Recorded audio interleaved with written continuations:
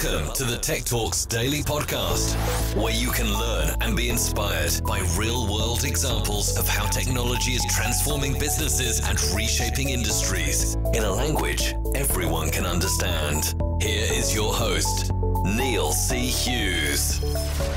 Welcome back to the Tech Talks Daily Podcast. And first of all, a huge thank you to each and every one of you. And by that, I mean, yes, you that tune into this podcast and lurk without ever messaging me or letting me know that you are listening. I know you are there and I thank you. So thank you for leaving those ratings and reviews. They really help the show. And also a big thank you to everyone that supported me with the release of my new book, Great TED Talks Innovation. More than anything, a thank you for the lovely messages of support and emails that you've sent me. You are the reason why this podcast goes out every single day. And I hope that you learn as much as I do and being inspired by some of these stories that we share every day. So yes, I am truly humbled, but I want you to know there is an open invite for anyone to come on this podcast to ask me a question. All you need to do is email me techblogwriter@outlook.com. In the subject line, use the secret passphrase, massive warm welcome, and I'll get straight back to you. But the topic I want to explore today is how web services have shifted over the last decade, especially considering that there were less than 100 million websites 10 years ago, and now there are almost 2 billion. And I also want to find the answers to questions like, why the web is far more complex and dynamic now, and why brands need to adapt, and how brands can be using SEO to actually accelerate growth and mitigate losses. So with all that in mind, I invited the CEO and co-founder of a company called DeepCrawl onto the podcast today, and they're one of the world's leading technical SEO cloud-based platforms that are famous for their cloud-based web crawling technologies and solutions. And their mission is simply to help diagnose and fix technical issues and performance issues on websites. And as a result, that SEO tool is able to assist in accelerating growth and profitability for their global client base. But enough from me rambling away as always. Let's get him on the podcast now. So a massive warm welcome to the show. Can you tell the listeners a little about who you are and what you do? Hello, I'm Michal Magdziarz. I'm originally from Poland, and I'm a co-founder and CEO of DeepCrawl. And DeepCrawl is a cloud-based technical SEO platform that tries to connect the SEOs and engineering teams. But to kind of explain it in more kind of lame terms, we are effectively a crawling solution that you can crawl any website, and DeepCrawl would create kind of site architecture and page inventory of any website. And as we crawl, we'll identify any potential issues that you may have on your website, and the issues that may impact ultimately your revenue.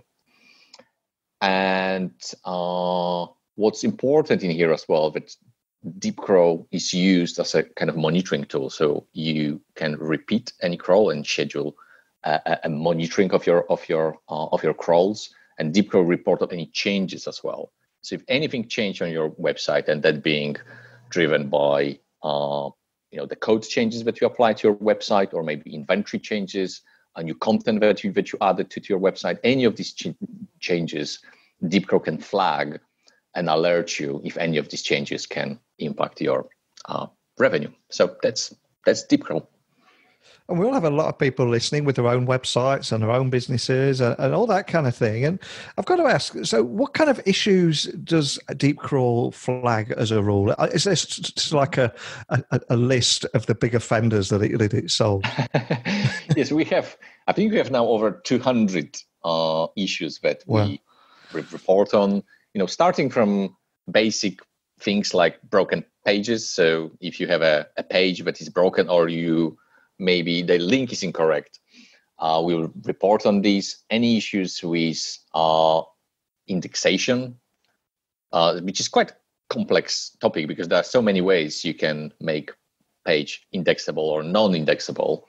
So it can be like no index tag, canonical, duplication, etc., etc. So we'll kind of analyze the whole website and see the kind of relation in between pages and report which of them are indexable the valid one. So in order for just from the basics, in order for a page to be valid and show up in Google, it has to be valid, so return to 200 status, and has to be indexable. So these are kind of basics of technical SEO, and we'll report on these.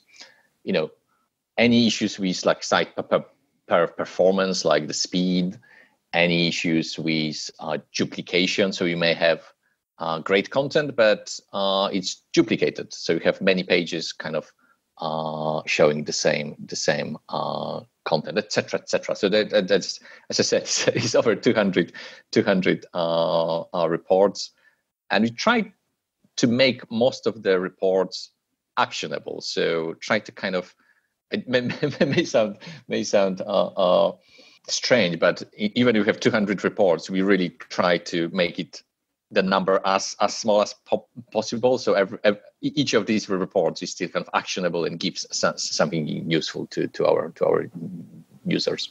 And staying on the right side of Google is notoriously difficult because they keep trying to move those goalposts. So I'm curious, as someone that has spent the last 15 years in the SEO and web business industries, how have you seen SEO evolve and staying on the right side of Google? Because it is incredibly difficult, isn't it, to keep up to speed with? I can see the main three areas that it evolved and became more complex, if you like. Starting from purely the scale. So the web is growing in terms of the number of pages, the number of websites, and the size of the websites themselves. So the number of pages indexed by Google has just grown immensely.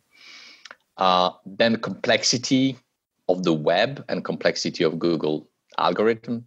So when it comes to the web, it all started from really simple HTML, which is like a text format almost.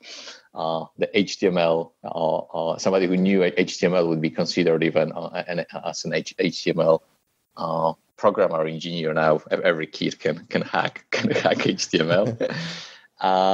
The complexity of Google algorithm has increased dramatically as well. We all started from like no index tag, which when Google officially announced no index tag, I marked this as the beginning of technical SEO. That was the first agreement between Google as a search engine and what we'd call us at the time webmasters.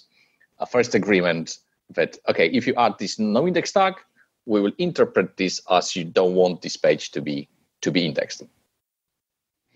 And there was like a beginning of technical SEO. And since then, Google would be constantly adding new tags.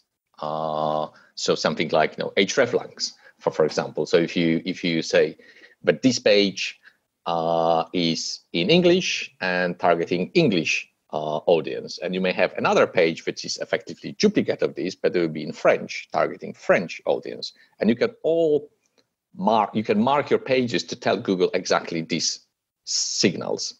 Have canonical tag as well. So you can now say you have these two pages which are effectively duplicates, but you say that page A is the canonical one and page B is a duplicate pointing to A. And there are many, many of these tags that helps SEOs or formerly webmasters to inform Google how they want their websites to be seen by Google and which of the pages they want to be indexed. And there's a third one, which is the frequency of change as well. So, 5-6 years ago, when you had a website, you would probably, make changes. Like when we launch something new on the website, that would be a big event that would happen maybe fortnightly, more often monthly. These days, these changes would be applied daily, hourly, or even on a continuous basis.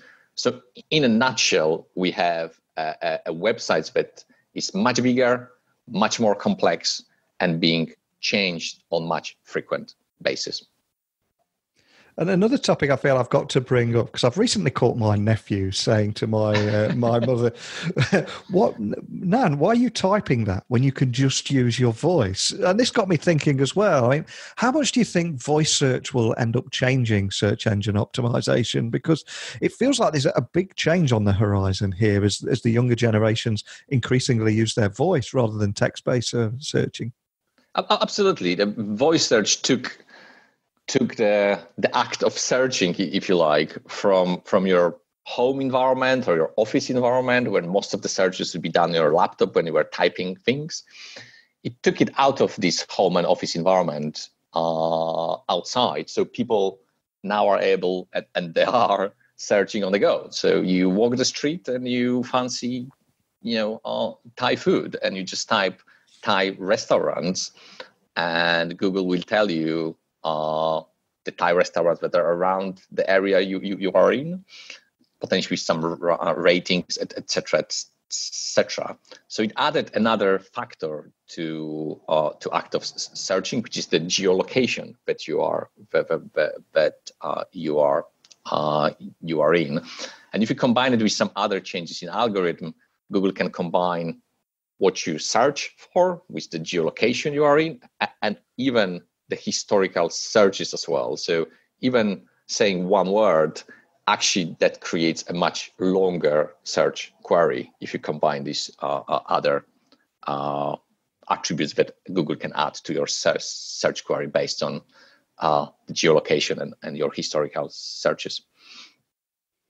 And it does feel that the web has become far more complex and dynamic now, especially if you look back just a few years and compare it with now. But so for any brands or business leaders listening, where do they begin to adapt?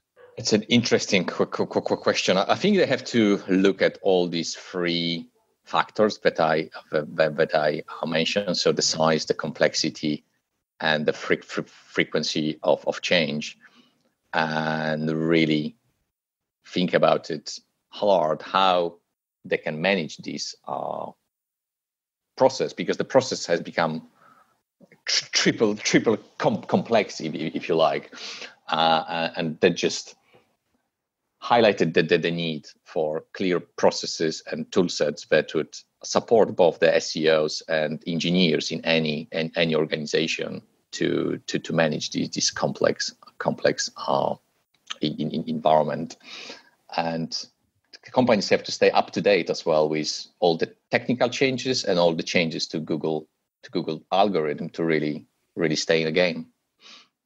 And when you think about as well, about the growing importance of online and more transactions and purely business going through online channels, this is a must now, and it has to be taken seriously with great care and thought. I recently read in the last decade, we've gone from over 100 million websites to almost 2 billion. And I also read before we spoke today that Apple are expecting to have 1 million podcasts on their platform. So the question I've got to ask, it's just insane, isn't it? But I mean, is it still possible to stand out from the crowd and make it onto that first page of Google, which of course every business used to be able to do, but it's getting harder and harder, isn't it? Yes. Well, when you look at the number of pages that Google know about or indexed, the growth was even higher. So in 2018, Google was reporting 1 trillion indexed pages, which at that time seemed like a massive number. And then just less than 10 years after, Google was actually reporting 130 trillion pages.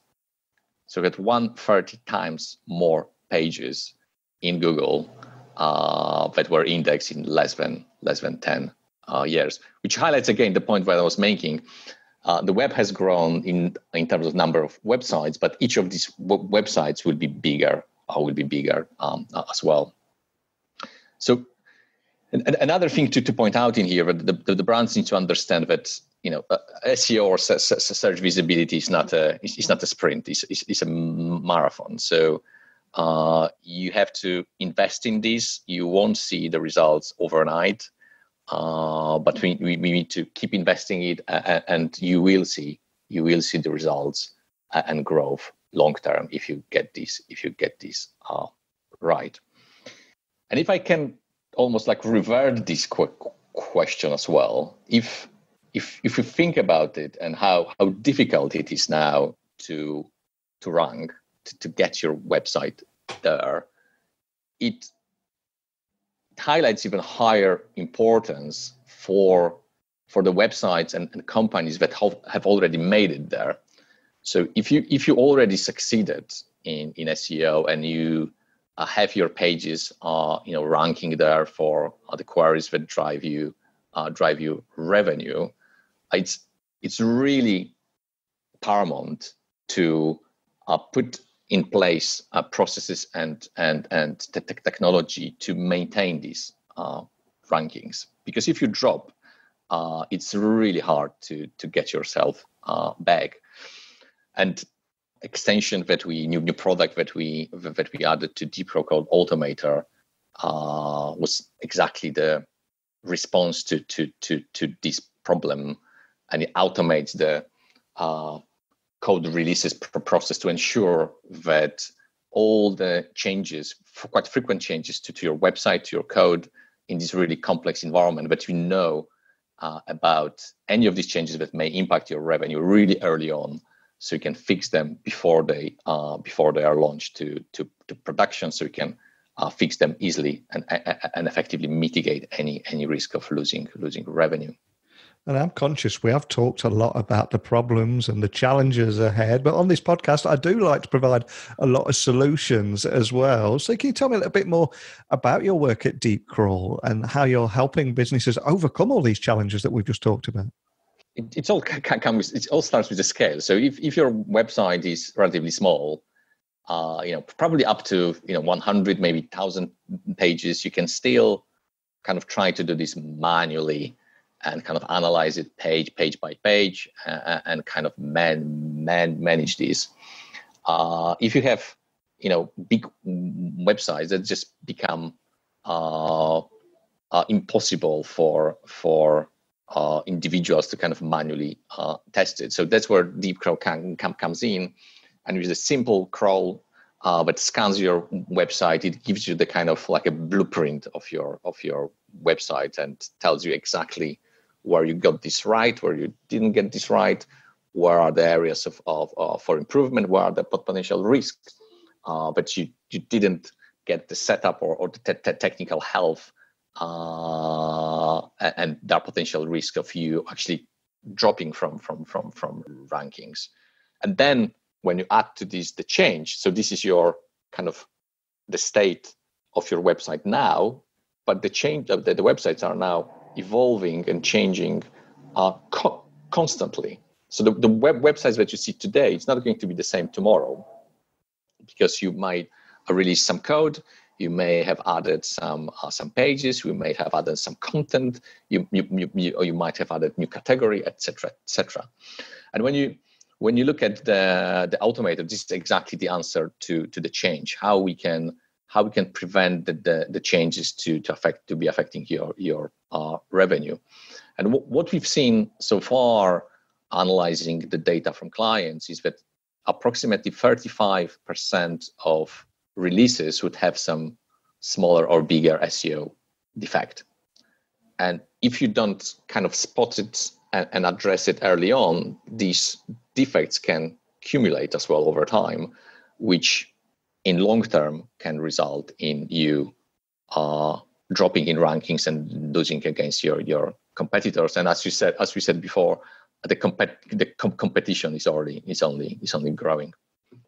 And the speed of technological change is going ahead at breakneck speed at the moment. And I think every business leader is trying to stay ahead of the curve, trying to innovate and monitor those trends ahead and how they can leverage it to, especially come out of these lockdown periods, come out of the traps bouncing and making the most of it. But as somebody in your world, I mean, what tech trends are you monitoring closely, and how are you going to leverage them at DeepCrawl and to help you guys evolve with the changes ahead as well? So I can see the technological changes in 5 areas. Okay. So the web technology in general. And if I can add an example in here, sure. JavaScript and JavaScript indexing would be one of them. So, previously, Google wouldn't index anything that was any content that was created by JavaScript. Now it can. So obviously we added our own JavaScript renderer to report to our users how their websites are seen with the rendered content. Then there is how the data is consumed. So to give you an example, like adding a mobile devices, it's a different way of consuming the data. And that added a lot of new challenges for users and for us to start reporting to our users on how to act now, having both website, the content devices devised for the desktop devices and mobile devices, and this whole kind of area or art of kind of setting up your website to serve for both mobile and website, adding the right tags and et cetera. Then the third one would be the changes in Google algorithm itself and how Google interprets pages and website. An example in here would be something like international setup. So how you set up your different pages for different languages and audiences, and how you devise your hreflang setup to maximize your revenue. Structured data would be another example. Then the fourth technological changes are in the web development processes and practices. So the way the engineering teams are working and the developing and deploying the code has changed. And when you think about something like the example of CI/CD pipelines and how this whole process was automated would be an example. And our answer to this obviously was the Automator product, which integrates with any CI/CD pipeline tool and allows to kind of embed the SEO regression tests within your CI/CD pipeline. And the fifth area is the general changes in technology, so via cloud, machine learning, et cetera, and us thinking about how we can use these new technologies to build a better product to our users. And like I said a few moments ago, with the global pandemic, there's going to be a lot of different changes out there across the landscape. And many are going to be looking, of course, to exploring different ways of accelerating their growth while also mitigating losses. And from your point of view, how can brands use SEO to do just that? Brands need to always think critically of SEO and how it impacts the bottom line. They can do this by avoiding negative impact to SEO, such as the indexing or the indexing of revenue driving pages. And DeepCrawl offers a truly scalable SEO data via the cloud-based platform that can help the brands to both kind of mitigate the losses and accelerate the growth. The growth typically comes from analyzing your website, as I said, the kind of the blueprint that we can build for our clients. We call it kind of site audit. So you can run a crawl and have a very detailed site audit that almost creates like a roadmap of things that, if done correctly, can increase your revenue in the future. And then tracking any changes to your website, so and you can pick up any change that can have a negative impact on your revenue early on, so you can fix it and mitigate any risk. And we kind of offer help in both of these areas. So what tech trends are you going to be monitoring closely, and will DeepCrawl evolve with the changes ahead? So I kind of already mentioned these five different areas that we technology. The three that I can kind of go into more details is the technology changes. And I mentioned JavaScript, and just to give you some example how this impacted brands and users. So if you are tracking, for example, the web site speed performance, before the JavaScript, you purely look at the time that HTML, so a page is loaded. Now with JavaScript rendering, this has become so much more complex. And it's not just about the HTML, it's actually a lot of processes that would run post HTML being loaded, and JavaScript scripts kind of adding content here and there. So now we are looking at something like first contentful pane, large contentful pane, first input delay, etc., etc. So it made this whole area far more complex. I mentioned the changes to web development and how the web processes and releases have become far more sophisticated, and the growth of engineering culture and how well designed these processes are, and how you need to stay up to speed with all these changes, and kind of implement the processes and plug into these processes to ensure that your SEO is up to speed and is embedded within these processes, so we minimize any risk. And the third area is we are looking quite closely into AI and machine learning, and trying to leverage some of these new technologies to provide better reports and data to our users. Well, a huge thank you for joining me on the podcast today. And for anyone listening that would like to find out more information about DeepCrawl and how it can help them, can you just remind them of where they can find you online, and equally contact your team if they've got any questions? Yes, obviously the website is deepcrawl.com. If you want to write to us, you can write to hello@deepcrawl.com. I'm available as well on Twitter and LinkedIn, and happy to engage and answer any questions.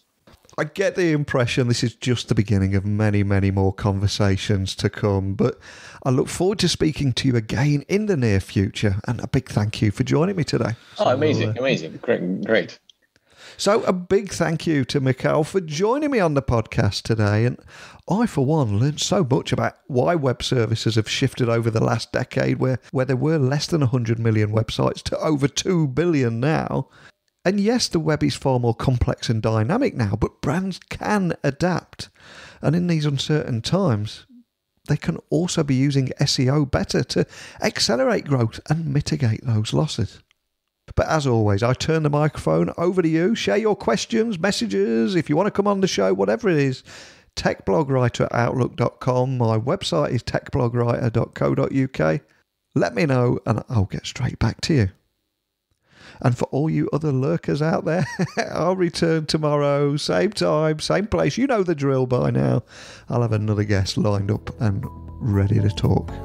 So a big thank you for listening, and until next time, don't be a stranger.